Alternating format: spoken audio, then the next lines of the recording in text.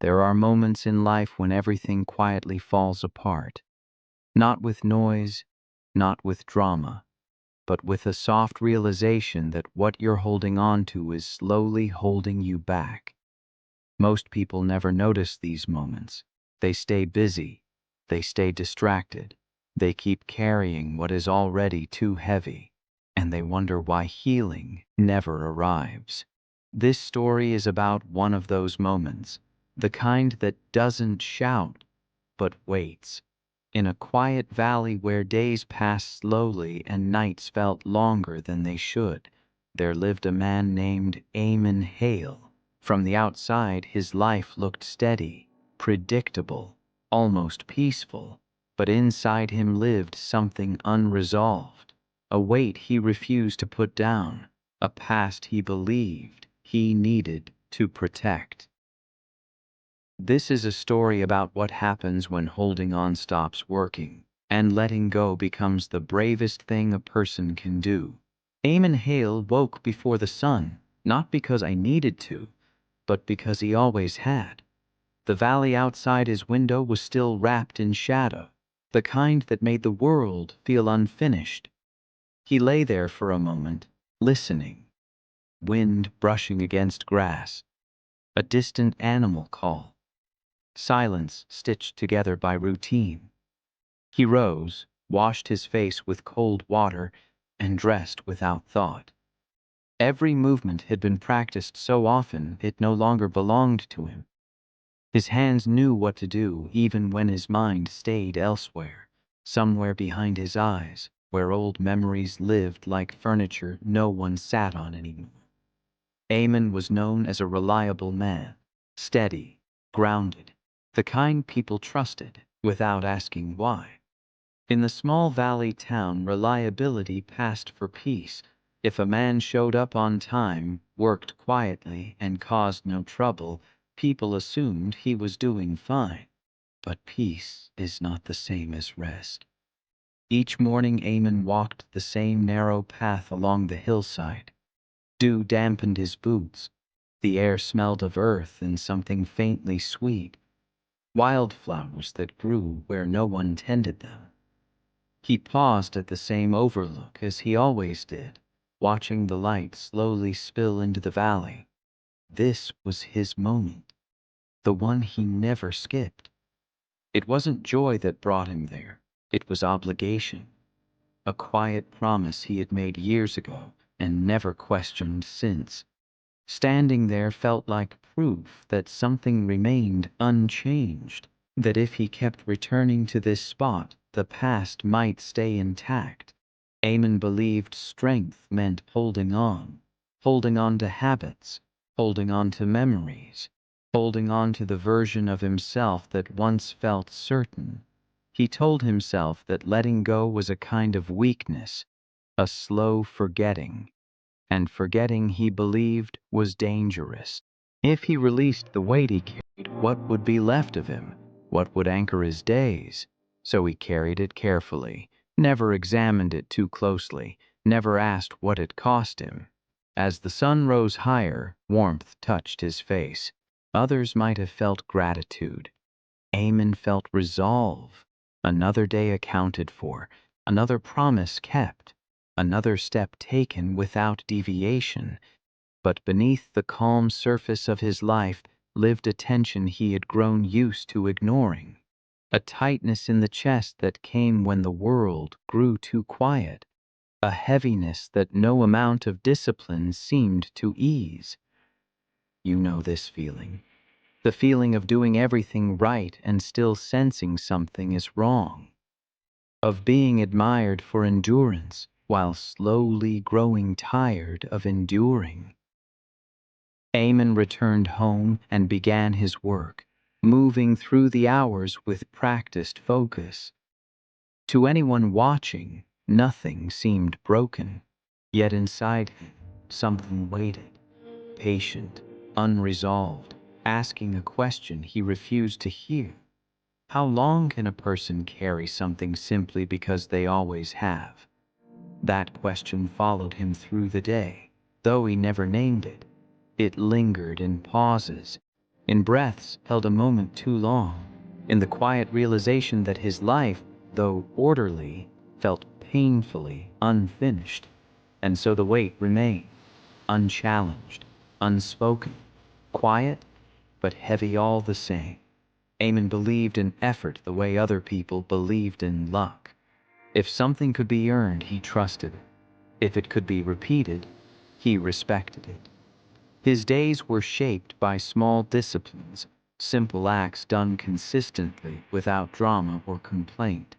Work began early. He tended what needed tending, repaired what broke, and finished what others left halfway. There was comfort in completion, in visible results, a fence mended, a path cleared, a task crossed off without ceremony. Progress to Eamon was quiet. Over time, these habits built him a reputation. People nodded when he passed. Some asked for help.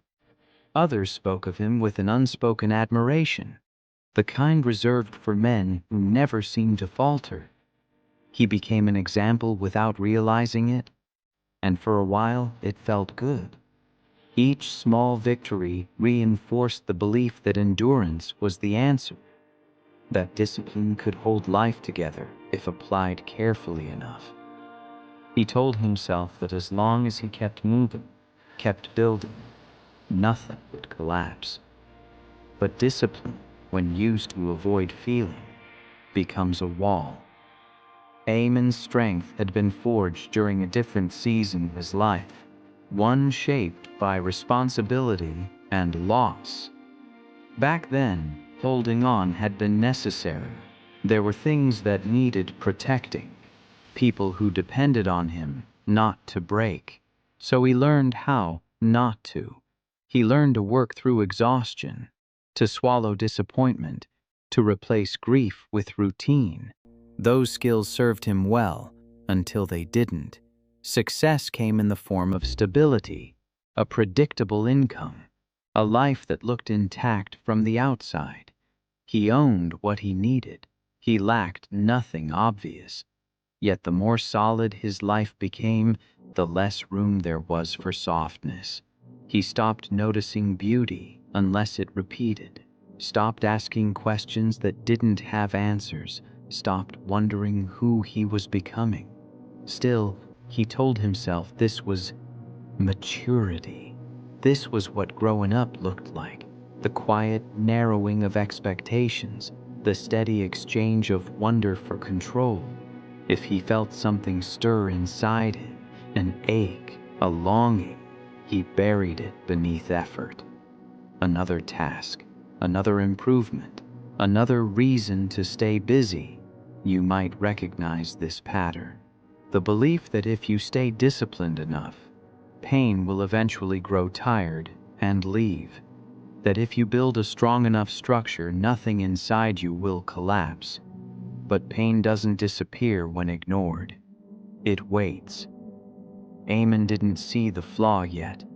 All he saw was progress, evidence that holding on worked, that the weight he carried was useful, even honorable. So he tightened his grip. He planned further ahead, took on more responsibility, reduced his life into things he could manage.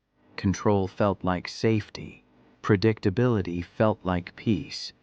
And in that orderliness, something fragile went unnoticed. The very thing that once gave him strength, his refusal to let go, was slowly teaching him how not to feel alive. But Eamon wasn't ready to see that yet. Not while things still appeared to be working. The fall, when it came, would not arrive with warning, only with truth.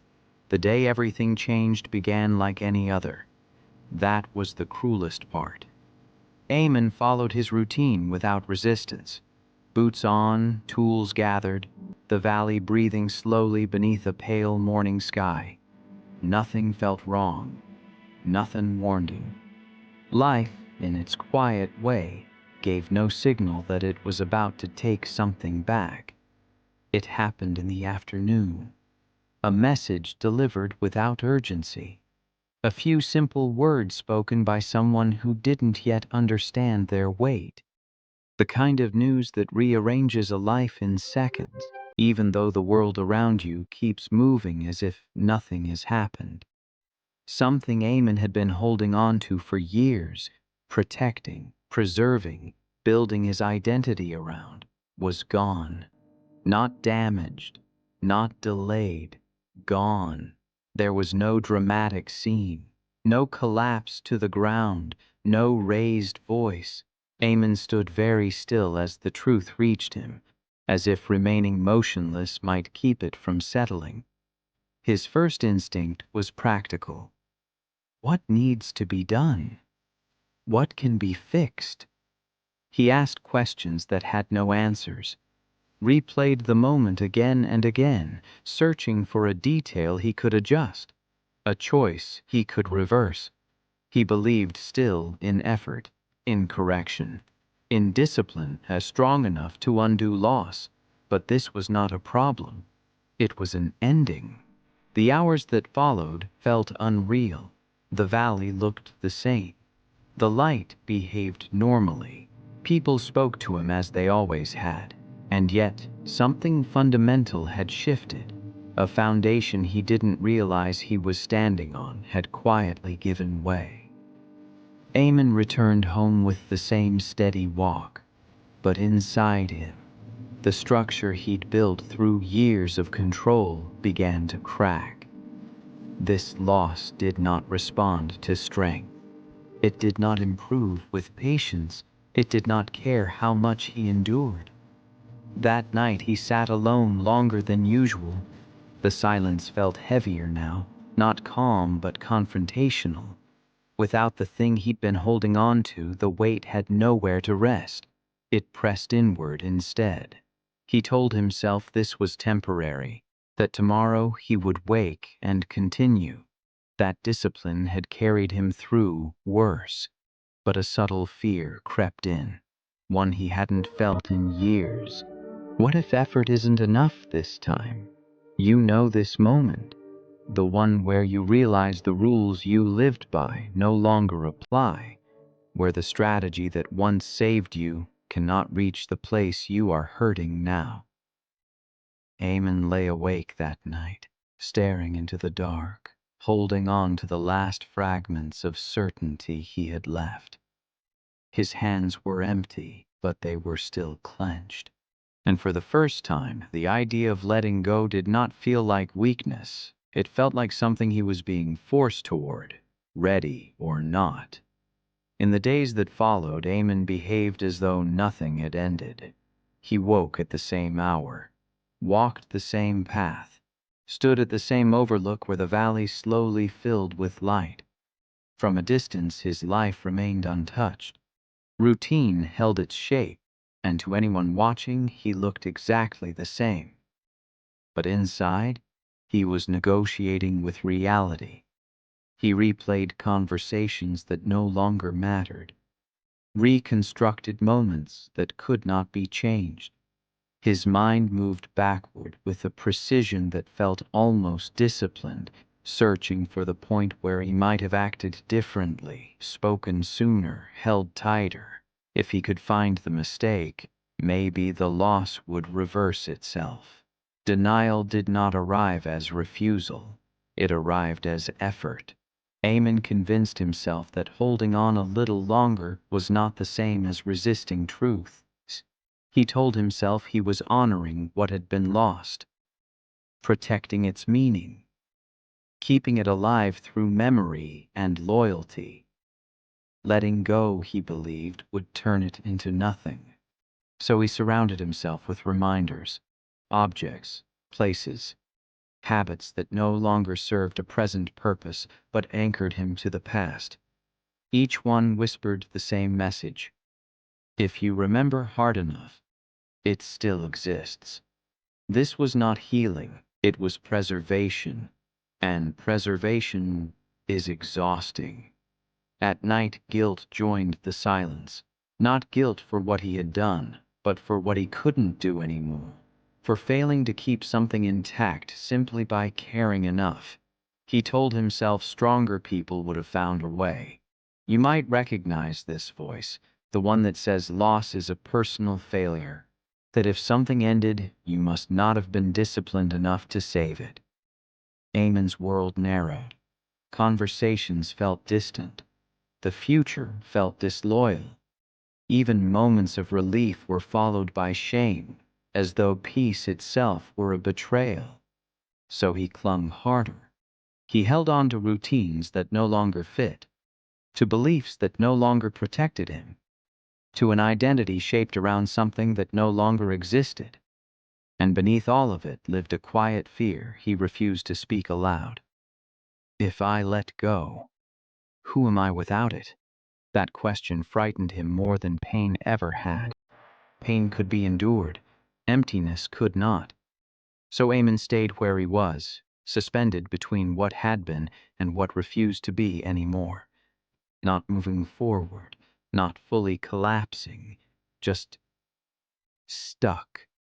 The valley remained patient. Time continued without permission, and slowly the weight he carried stopped being something he held. It became something that held him. Eventually, even effort grew tired. Eamon stopped pretending he was fine, not outwardly, but inwardly. The routines remained, yet their meaning dissolved. Tasks were completed without satisfaction. Days passed without memory. Time no longer felt like something he moved through, only something that moved over him. He began declining invitations, not out of bitterness, but out of fatigue. Conversation required a version of himself he no longer had the energy to perform. Silence, at least, asked nothing in return. The valley grew quieter, not because the world changed, but because Eamon withdrew from it. Even the overlook lost its power. He still walked there, still watched the sun rise, but the moment felt hollow. The promise he once believed in no longer answered him back. This was not sadness. Sadness still contains feeling. This was emptiness, an absence so complete it felt almost peaceful, until he realized peace does not ache. Emptiness does. At night, sleep came in fragments. His thoughts slowed, then stalled. Without the past to replay and without a future he trusted, his mind rested in a kind of numb suspension. This was the lowest point. Not because of suffering, but because of nothingness. You might know this place, the one where pain fades, but so does meaning. Where you are no longer fighting, but you are no longer living either. Eamon sat one evening at his small table, hands resting where weight once lived. For the first time, he noticed how tired he truly was. Not physically, not mentally. Tired of carrying something that refused to change. Tired of guarding a door that no longer led anywhere. Tired of mistaking endurance for purpose. In that quiet, something inside him loosened, not with intention but with exhaustion. He did not decide to let go. He simply stopped resisting the idea. The silence stretched, deep and unbroken, and in it, a realization formed. Not as a thought, but as a feeling. Holding on had not preserved what he lost. It had only delayed his return to himself. That night, Eamon did not search his memories. He did not plan for tomorrow. He sat with the emptiness and allowed it to be what it was. And for the first time since the loss, the silence did not feel like an enemy. It felt like a threshold. The encounter did not feel important at first. Most turning points don't. It happened on an ordinary afternoon, when the valley was wrapped in that soft, unremarkable light that makes hours blur together.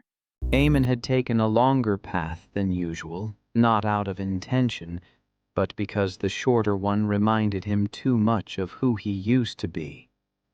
Near the edge of the fields, he noticed an old man sitting on a low stone wall.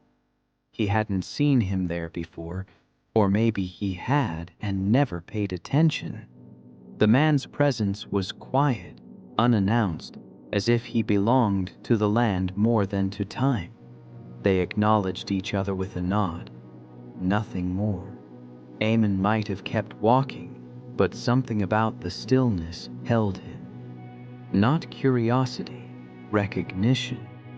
The old man wasn't waiting, he wasn't watching, he was simply there. "You carry yourself like someone holding something heavy," the man said gently, without looking at it. There was no accusation in the words, no demand for explanation. Eamon felt his throat tighten, surprised by how accurately the sentence landed. He did not respond. He didn't need to. The man continued. "Most people think strength is about grip, about how tightly you can hold on when things pull away." He paused, tracing a finger along the stone beside him. "But some weights aren't meant to be carried forever. Some are meant to teach you when to set them down." The silence that followed felt deliberate, respectful. Eamon sat beside him, unsure why. No advice was offered, no story shared. The man did not ask what had been lost or how long Eamon had been carrying it. He simply said, "If holding on was saving you, it would have worked by now." That was all. No comfort, no instruction, no promise that letting go would feel good. Just truth, spoken without force. You know when something is true, not because it convinces you, but because it stops you from arguing. Eamon sat there for a long time after the man rose and walked away, leaving no name, no farewell. The valley returned to its quiet rhythm, unchanged, but something inside Eamon had shifted. For the first time, he considered a possibility he had been avoiding. What if letting go is not an action, but a permission?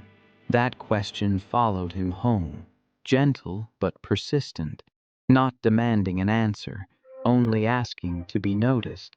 And that, more than anything, changed the direction of his journey. Letting go did not arrive all at once. It rarely does.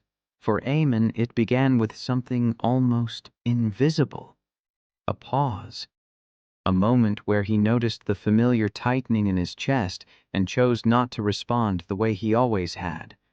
No correction, no distraction, just awareness. He stopped forcing the mornings to mean something. Some days he skipped the overlook, not in defiance, but in honesty. Other days he stood there briefly and left without waiting for reassurance that never came. The ritual loosened its grip, and in that loosening, Eamon felt an unexpected relief. Discipline changed shape. Before, it had been armor, something he wore to avoid breaking. Now, it became care. He slept when he was tired, ate when he was hungry, rested without explaining himself. These were small acts, almost unimpressive, but they carried a quiet dignity. He began removing things from his life that existed only to preserve the past. Objects returned to where they belonged, or were set aside entirely, not erased, just released from duty. Each time he did this, a familiar fear surfaced. If I let this go, will it take everything with it? But nothing collapsed. The world did not punish him for loosening his grip. The valley did not disappear. His identity did not vanish. What faded instead was the constant tension, the vigilance required to keep something alive that no longer needed guarding.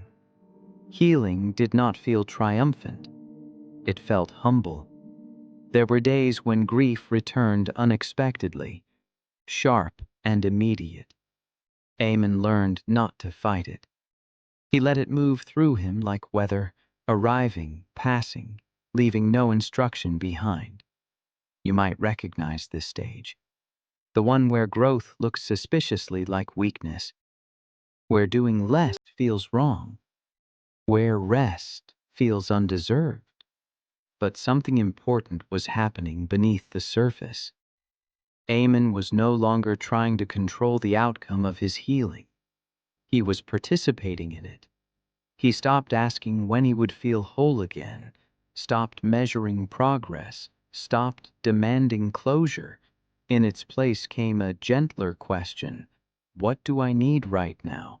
Some days the answer was silence, other days, movement, occasionally connection, always honesty. The weight he had carried for so long did not disappear. It simply lost its authority.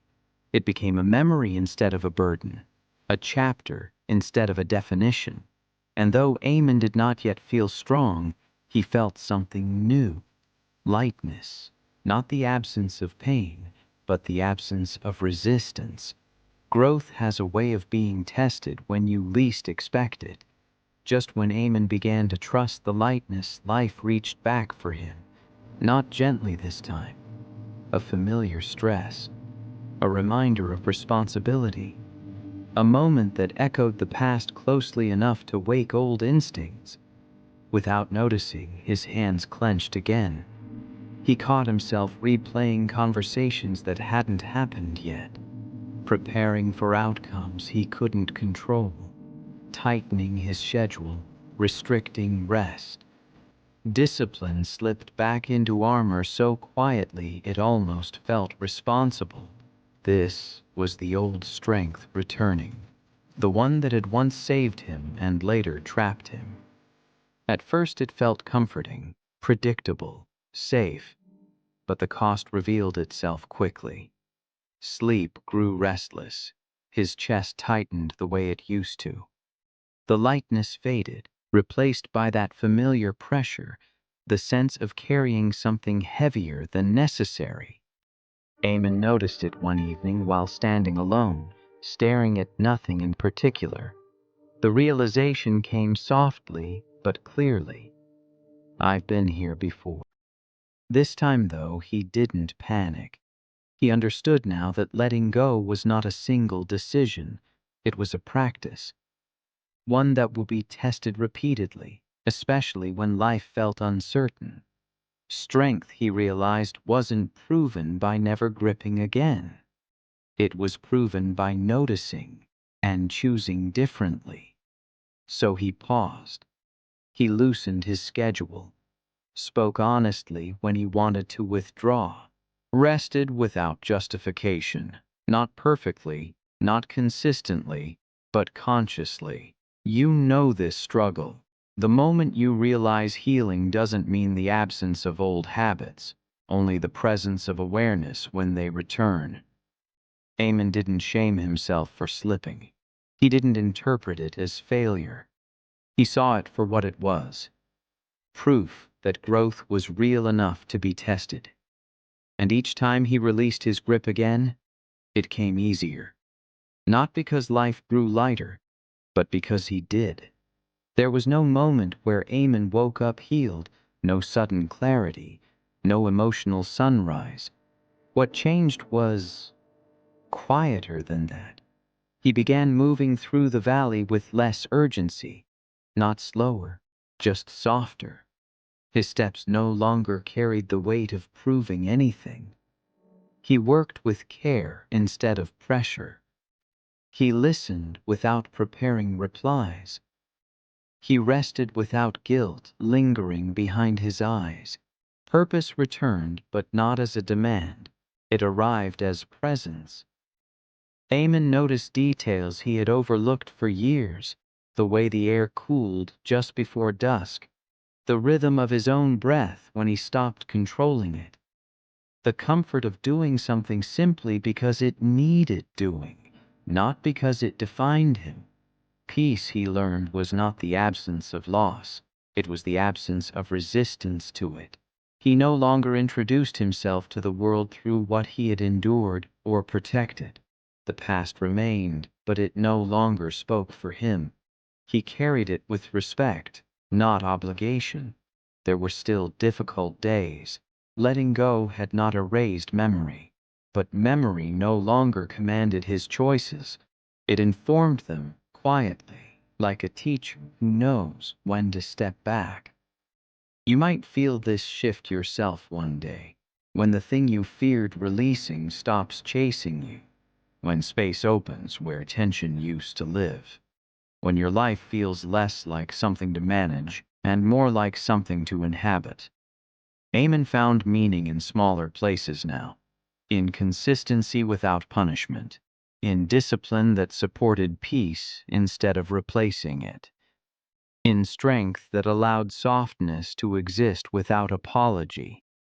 He did not need to be lighter than others, only lighter than he had been. And as he walked the valley paths, sometimes alone, sometimes not, he realized something that would have frightened his earlier self.